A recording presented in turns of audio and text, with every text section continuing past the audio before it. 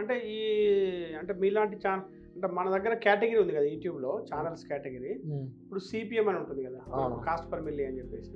So 1000 వ్యూస్కి నార్మల్గా అంటే ఇప్పుడు ఫైనాన్స్ ఛానల్ చూస్తే 1000 వ్యూస్కి 100 వచ్చేస్తాయి. అంటే ఒక 0 తీసేస్తే అయిపోద్ది. ఆల్మోస్ట్ 1000 వ్యూస్కి 100 రూపీస్ వస్తాయి ఫైనాన్స్ ఛానల్లో, ఈవెన్ టెక్ ఛానల్స్ కూడా. సో ఇప్పుడు ఇలాంటి ఛానల్స్కు ఎంత ఉంది? 1000 వ్యూస్కి ఎంత వస్తుంది యూట్యూబ్ పరంగా? మేము మా కేటగిరీ ఏదైతే కామెడీ కానీ లేకపోతే ఫిలిం మేకింగ్ క్యారెక్టర్ ఎఫర్ట్ చాలా ఎక్కువ, రెవెన్యూ చాలా తక్కువ దీంట్లో. ఏమన్నా ఫేమ్ బిల్డ్ అయిపోయి మనం బయట నుంచి ప్రమోషన్ ద్వారా ఎర్న్ చేయడం ఎక్కువ ఉంటుంది, కానీ యూట్యూబ్ యాడ్సెన్స్ పెట్టే ఎఫర్ట్కి వచ్చేదానికైతే సంబంధం లేదు. ఎప్పుడు మనం 10 మిలియన్ 20 మిలియన్ కొట్టినప్పుడు ఓకే. ఇప్పుడు నిజంగా మనకు 15 to 15 మెంబర్స్ ఎంప్లాయీస్ ఉన్నారు.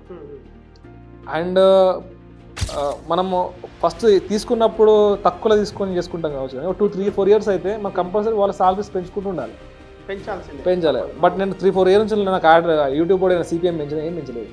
మాకు ఉన్న వాళ్ళు పోగొట్టుకోవద్దు. ఇది లాస్ట్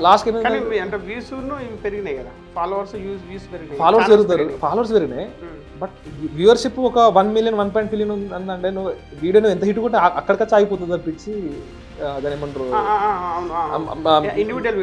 మించైతే పోదు. కామెడీ వీడియోకి సిపిఎం ఎట్లుందంటే యావరేజ్గా 1 మిలియన్ వ్యూస్ వస్తే 35,000 నుంచి వెళ్ళి 70,000 మధ్యలో వస్తుంది.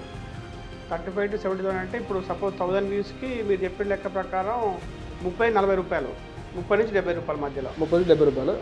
డిసెంబర్లో హై ఉంటుంది, తెలుసు కావచ్చు. డిసెంబర్లో మళ్ళీ వేరే కొన్ని మంత్స్లలో చాలా డౌన్ వెళ్ళిపోతుంది. ఇప్పుడు మార్చిలో వరస్ట్ ఉంటుంది, వరస్ట్ ఉంటుంది. మార్చిలో అసలు ప్రమోషన్స్ ఉండవు, సో చాలా ఫ్లక్చుయేషన్స్ ఉంటాయి.